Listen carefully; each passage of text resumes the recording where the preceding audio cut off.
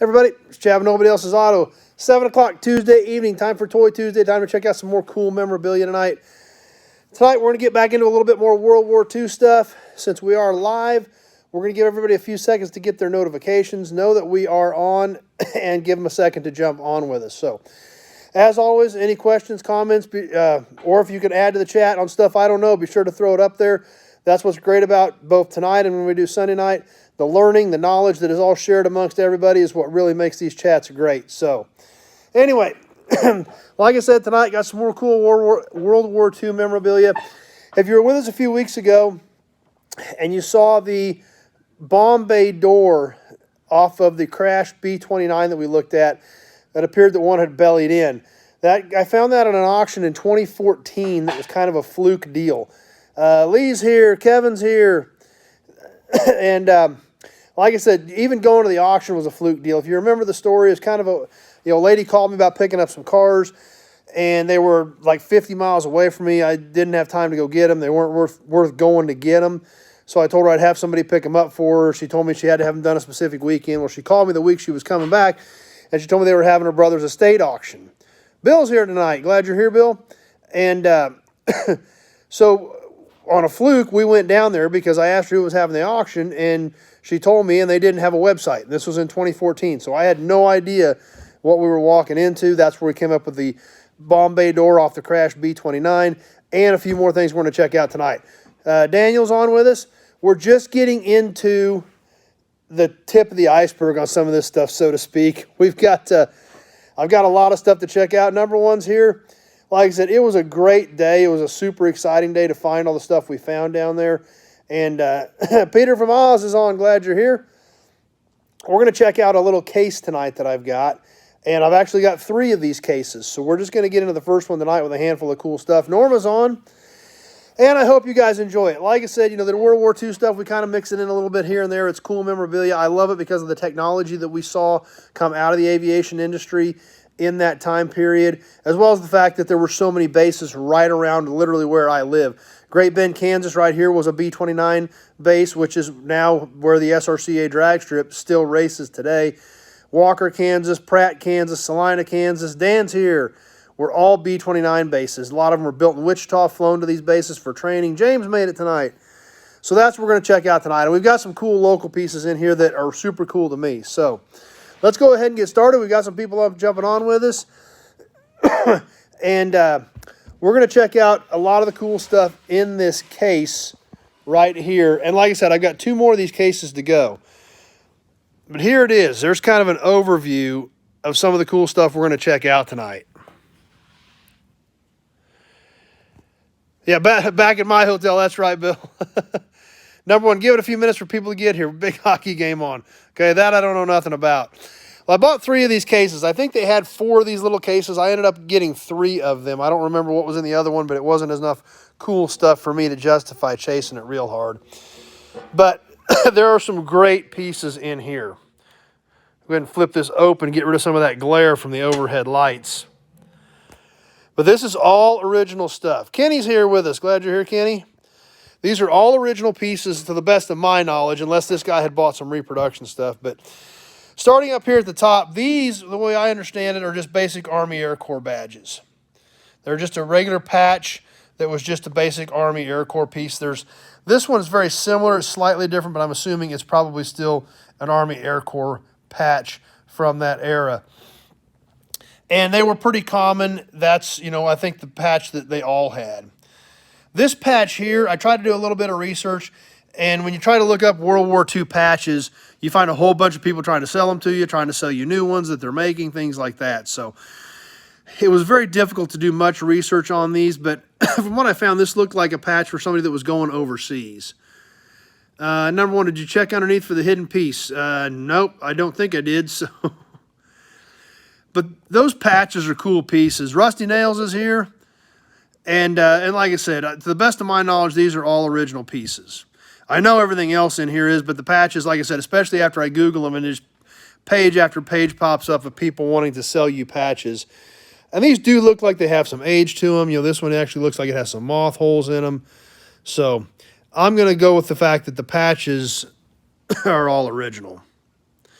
Next piece we've got, let's check this out. Keep 'em Flying, the Amarillo Field Exchange. This was a matchbook. It has been opened up and flattened out. But great graphics. There again, our Army Air Corps symbol. Merit patches. I don't think there were merit patches, Kevin.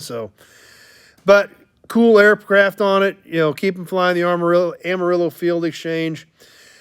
And the great thing about everything in this case really is, there's a few rare pieces in there, but a lot of this stuff, these matchbooks, these patches, these are collectibles that don't break the bank to get into some of this stuff to add to your own collection. So that's something else to keep in mind. These are cool pieces, and you don't have to spend a fortune to get a lot of these. Here's another really cool matchbook. Rome Air Depot, Rome, New York. Once again, our Army Air Corps badge. We'll Keep 'em Flying. Those were matchbook postcards. I was wondering that, number one, because when I flipped it over, yep, right there. Name, rank, organization, address. When I flipped this other one over, it looked like it had a spot for a stamp, but I didn't see any of the other information there with it. So thanks for throwing that in there, because that does clear up what I was wondering, if that's what those were actually for. And right there with name, rank, organization, and address, it kind of tells us that. Definitely a spot for the stamp. And great graphics right there. We'll Keep 'em Flying. They look like B-24 Liberators is what I'm guessing. Possibly, those might be B-25s. But they are an artist's rendering, so they're probably a combination of both, actually. But shows the airmen, shows the plane, shows them coming in. Once again, great graphics and stuff that doesn't break the bank to add to your collection.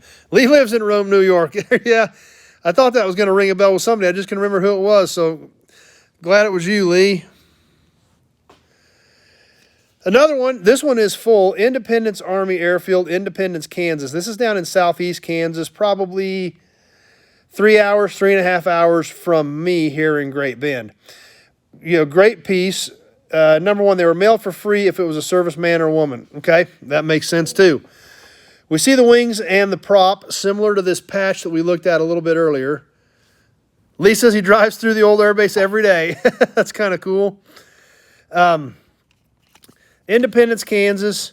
Some cool planes on the back of this one. These look more like trainers, like Texans, AT-6 Texans. But there again, IAAF, Independence Army Air Force, I would assume. Airfield, Independence Army Airfield, excuse me. Because it was the Air Corps back then, not the Air Force. Flip this open. All the matches are still there. And once again, we can see where we had a spot for the postage and the information to unfold this thing and use it as a postcard. Bill, Rome, New York, the home of Richie Evans, NASCAR modified driver, as well as Lee hanging out with us tonight. So another cool piece there. Now, let's check this out. Let's take a break from the matchbooks. We've got another one to look at. Let's take a break from them. Instructor's outline for basic instrument course from the Garden City Army Airfield. Garden City, Kansas, about 2 hours west of me. This is just cards in a little envelope. We'll see if I can get them to pull out of here. We can get everything to cooperate here for just a second. We'll pull these out. And we'll take a look at them. Lesson 1, brief the student. Familiarize student with the cockpit and flight instruments. These are pretty basic. And these are a whole set of instruction cards. And obviously we don't have time to go through all of them. There are multiple ones on all these lessons that, these were basically instructor flashcards, I think, for them to follow along through the course and ensure that they were training all these guys to correctly fly instruments. Because flying on instruments is extremely difficult. You've really got to know your stuff to fly on instruments when you can't see anything. But those guys had to know it. They got into some thick fog, things like that, bad weather. You didn't have a choice. You had to figure it out. You had to know how to do it. So this was very important back then. So we'll put those away. We'll grab another matchbook. And this is a cool piece as well. I really like this one. Walker Army Airfield, Victoria, Kansas. That was about 45, 50 miles northwest of Great Bend. This was a great air base. Some of it still exists, but it's all on private land now. You can't just go out there. red stripe with stars across the top. A plane on the back, this one resembling to me a B-17, although the cockpit looks a little wonky. However, these were sketches, so. Number one, you couldn't text people when your orders changed or you got shipped out, so airfields had matchbooks for free cigarettes and care packs so they could ride home and let them know. Makes perfect sense.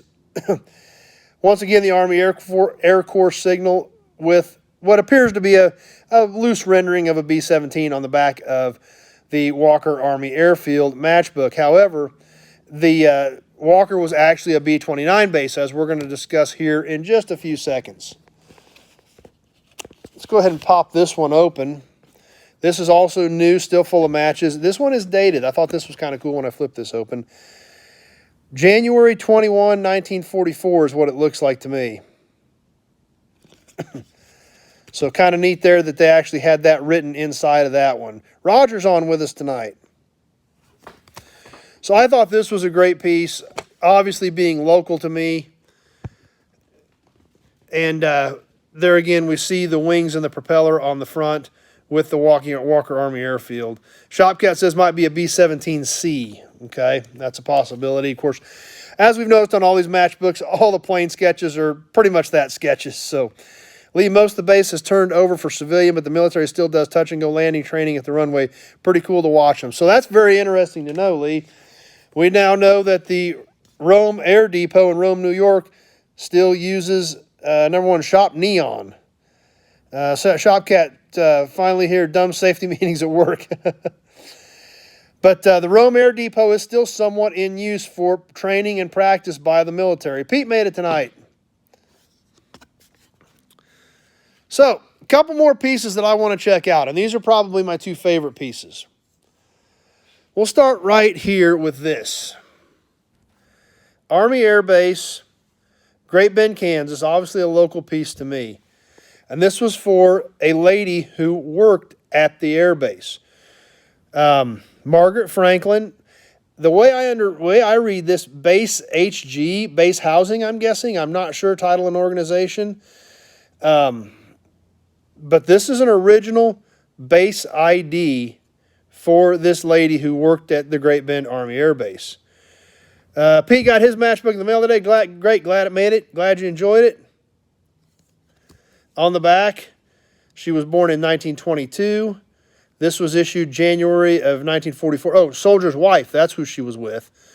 So she was a soldier's wife at the Great Bend Army Airfield. We can see where it kind of had the seal stamped in it to make sure it was legitimate. Silence is golden. Don't talk. They didn't want any secrets getting out. So this is so cool to have an actual original base ID from January of 1944 from the local Great Bend Army Airfield right here where I'm from. So, neat piece. Really excited about that. Jose made it tonight. Glad you're here, Jose. You know, we can see the old rivets where they had this stamped together. It had some kind of a plastic covering on it that obviously not very good. Number one, now we have someone to cheer whenever we get Hudson badge. Cheers to Margaret. There you go. Good idea. We can see how the old plastic's, peeling back and shrinking. So, but a cool piece. Like I said, it's a piece of history right there that we're looking at. I'm holding it from the Great Bend Army Air Base from 1944. Last thing I want to check out, we've looked at a lot of cool stuff here. You'll all notice there's one thing we haven't seen yet, and it's right here. A button for the Walker Army Airfield from a crew member, B-29 crew, B-29 786 crew button. And this all it is a button. We can tell on the back it's got some age to it. I've seen a few of these pop up from time to time, but this is... from what I've seen and from what I understand, this is the real deal. This was a crew member's button from Walker when they were training and testing and modifying B-29s before they headed overseas to Tinian to bomb Japan. So, once again, kind of like when we looked at the bomb bay door off the B-29, what happened? What happened with this button? Did this guy come home?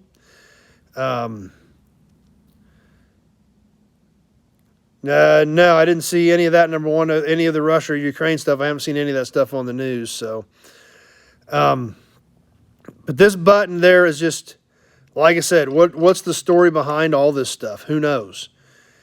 It's fascinating. It's exciting that we can sit here tonight and talk about it and check this stuff out.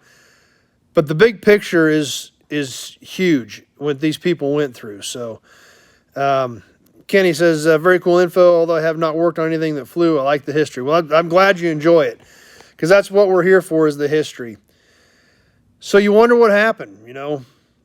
Were their missions successful? Did they come home? Did they not come home? You know, what happened? Even when we look at these base IDs, you know, did this lady's husband come home? Or did he ever have to go, you know, was their training over? What happened? You know, you don't know.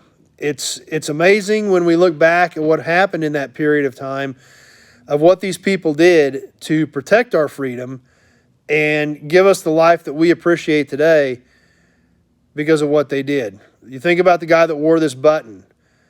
786, the crew member number. I don't know if it was a flight crew, a plane number. I really don't know, Pete. Don't have any clue on that. You know, there's so much of this stuff, and it's tricky because just like when I tried to look up the patches, so much of this stuff can lead you down different rabbit holes. It can be very difficult. But, you know, somebody wore this button, you know, as they were training, becoming part of a B-29 crew, and it's a piece of history, and it's right here with us tonight, and that's what's cool about it. You know, I've never ridden in a B-29. I've ridden in a B-17 a couple of times, and they're tin cans. They really are. You know, those planes were not comfortable. They literally were like flying in a pop can. You know, and we were at low altitude. We were just on, you know, tourist rides. You know, I can't imagine what these guys went through at 30,000 feet, 40 degrees below zero. Oh, and you're getting shot at the same time. So, you know, it's just hard to think about. You know, when I've been in one of those, and they literally are a tin can, just like when we looked at the bomb bay door from the crashed B-29. That's what those planes are made out of. There's nothing stopping. There was nothing stopping those bullets when they were on a bombing mission and getting shot at. And that's what, to me, is cool. Jason made it tonight. Glad you're here. That's what's cool to me when after experiencing that in the B-17. Guy the car guy just ran across my Craigslist ad. Well, glad you jumped on with us for a little bit tonight. Yep, number one. Yep, that's right. Getting shot at with no armor. You know, and you're sitting there. It's 40 degrees below zero. You got these big, huge, thick wool pants and leather jackets on. May have been maintenance crew. That could have been true too, Kenny. That's also a good point. And you're trying to shoot back, and it would have been tough. I mean, I can't comprehend it. You know, in today's world, the way we live, of what those guys went through and what these people experienced. The people that held these matches in their pockets. The lady that carried this base ID with her. You know, the guy, whether he was crew on maintenance or flight crew, whatever he was. What these people went through is something that for us is difficult to comprehend. And that's why I love the history about it. And you look at the technology that was developed in such a short time period with the B-29, with the Norden bomb sight, with the autopilot systems, things like that. Absolutely amazing. So that's why I love this stuff. I hope you guys enjoyed it as well. Number one, try to fit yourself inside your clothes dryer, turn it on, and make it freezing, and then shoot down a plane going 300 miles an hour. And that's another good point, number one, because those ball turret guys, that's pretty much exactly what they were doing. Trailer Trash Projects made it tonight. Glad you're here. That's literally what those guys in the ball turret were doing. You're 100% right. Crawl inside your dryer, load your 50 cal, and fly on the bottom of that plane at 40 degrees below zero, trying to shoot at planes zinging around you at 300 miles an hour who are trying to shoot at you. And that's a great way to put it, because it wouldn't have been a very comfy or cozy or very good position to be in. But those guys did it. They did it on a regular basis, and they did it with pride. So, anyway, hope you guys dug it. And like I said, I've got more of this stuff. We got all kinds of cool stuff we can check out. To me, I love it. I hope you guys enjoy it as well. And we got more of it. I'll keep working in. We'll keep definitely. Don't worry, we're still going to do a lot of car and truck stuff as well. But a lot of you guys do seem to like some of this World War II stuff. And I've got some stuff that, to me, I think is really cool. Number one, the bomber jacket is just all, yeah, that's right. Bomber jackets are badass. There is no way around it. Number one, bomber jackets are pretty darn cool. That's about as cool as it gets. I don't have an original one, but I would love to because they are such a great piece. So, anyway, real quick before we wrap up tonight, the raffle. I was going to go over the raffle with you guys real quick. Guy with the car guy, simplified, all veteran brothers and sisters. Absolutely. Thanks for throwing that up there. Number one, you should put Margaret's ID card on a t-shirt. Yeah, that'd be something different. But real quick, before we jump off of here, I wanted to touch base on the raffle since we are giving it away Sunday night. The pedal car or the Guanda grease can and the new old stock tag weight rating tag plate.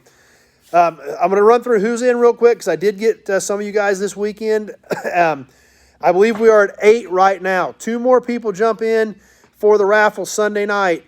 And we'll be pulling 3 names instead of just 2. So real quick, who's in? Sebastian's in. My dad's in. William Sharonza's in. Ron Walensky, Big Job is in. Mary is in.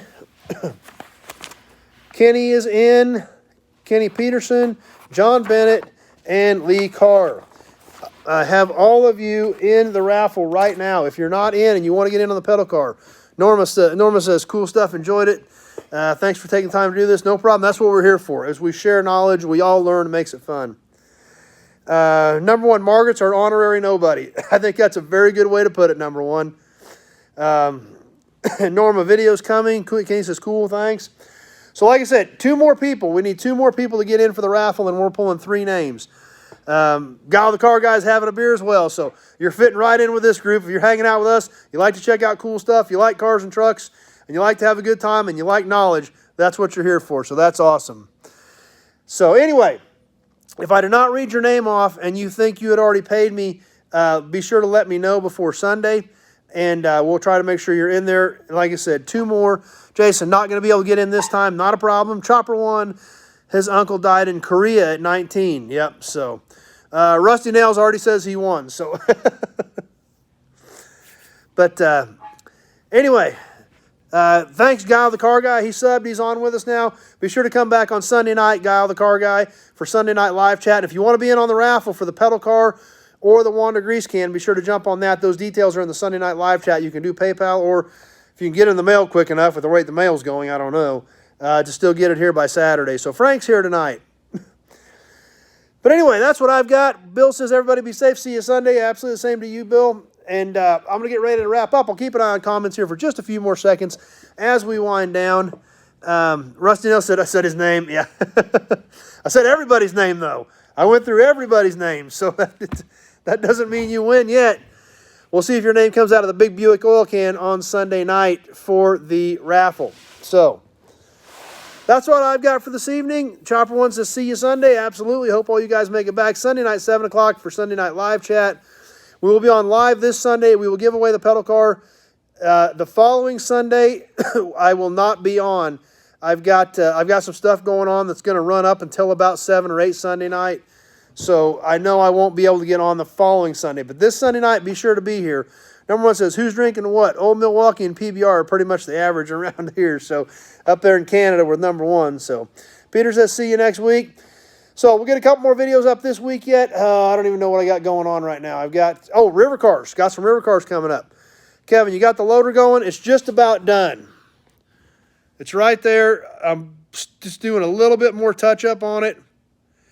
Guy with the car guy, right on. Glad I caught you. I'll give you a ring tomorrow. Kenny's on Coors Regular tonight. Coors Yeller.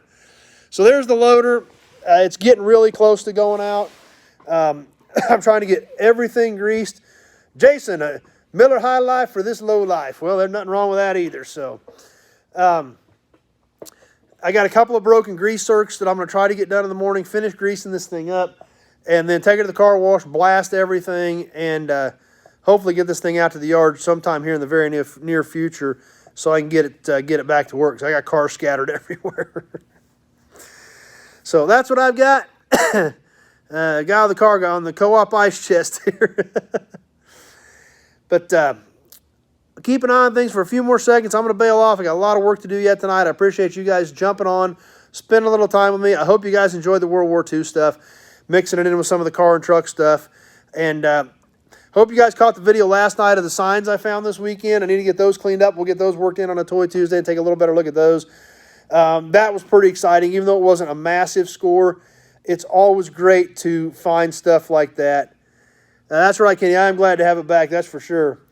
To find a couple of signs that have been up in those rafters for decades and decades and be able to bring them down and rescue them and add them to my collection. So pretty exciting, and I was really happy about that. So if you missed that video from last night, be sure to check it out. It's not super exciting because I'm crawling around up in these rafters and it's dark and it's dirty and it's crusty, but that's part of it sometimes. So with that, just like Jason just says, we'll see you all Sunday. I'm going to get ready to wrap up. Thanks for being here tonight. I appreciate you swinging by. I hope you enjoyed tonight's Toy Tuesday with some cool World War II memorabilia. Pete says he enjoyed the war stuff. Thanks. Glad you did. And we will see you guys Sunday night. Live chat. We'll get the River Cars video up. I don't know what else we'll get up this week yet. Got some other things cooking. Bought a whole ton of parts today. So lots of stuff happening. Number one, you better have an ice cold bottle of 7-Up on Sunday. I got to drink water when I'm on Sunday night. We do a lot of talking on. I do a lot of talking on here, so I get dry pretty quick. So, Amy says, "See you Sunday." Glad you were here with us, Amy. But I'm gonna get to work. Thanks for being here. Appreciate it. Hope you guys enjoyed it. Stay tuned. More cool stuff coming up this week, and we will see you Sunday night for live chat. We're gonna give that pedal car away to somebody. We're gonna give that Wanda grease can away, and that little license plate. And we may pull a third name. 2 more people need to be in by Sunday. We get to 10, and we're going to pull 3 names for 3 prizes. So thanks for watching, everybody. I'm going to get to work. Have a good evening. We will see you Sunday night for Sunday Night Live Chat.